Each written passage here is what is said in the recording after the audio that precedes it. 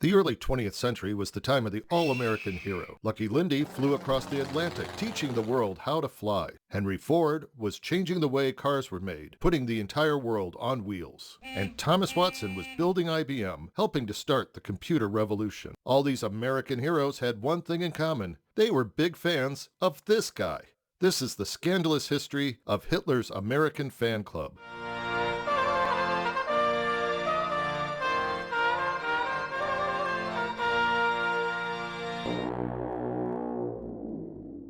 The story goes, Henry Ford was not just rich and powerful, he was also an outspoken anti-Semitic racist. He bought a newspaper so he could publish articles about an imaginary international Jewish conspiracy. To make sure he got the word out, he gathered the articles in a book that was included free with new Ford automobiles. Adolf Hitler greatly admired Ford for his writings and his industrial innovation. When asked why he had a life-size portrait of Ford in his office, Hitler replied, "I regard Henry Ford as my inspiration."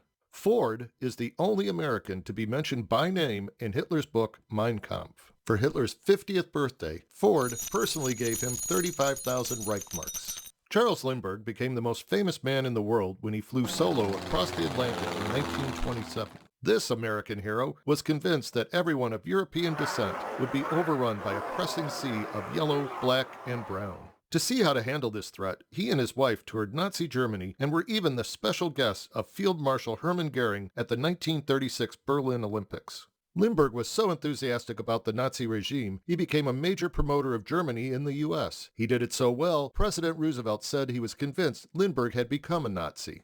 Those other races presented Hitler with a dilemma. How could he get rid of them if he didn't know where they were? Thomas Watson and IBM had a solution. Their punch card technology could automate the German census and keep track of people by their race and ethnicity. Their system worked so well, it identified 2 million German Jews for targeting, 5 times as many as the Germans thought there were. IBM's German subsidiary supplied and maintained IBM technology in every concentration camp the Germans built. The punch cards had codes for tracking which prisoners died from starvation and which were gassed. Watson received a 1% commission on all Nazi punch card business. To show his appreciation, Hitler awarded each of our American heroes the Order of the German Eagle for their special services to Nazi Germany. But Hitler's American fan club didn't have just 3 members. There was Joe Kennedy, the father of this president, who when told about Nazi attacks on Jews, said the Jews brought it on themselves. Prescott Bush, father of this president and grandfather of this one, had his company's assets seized for trading with the enemy.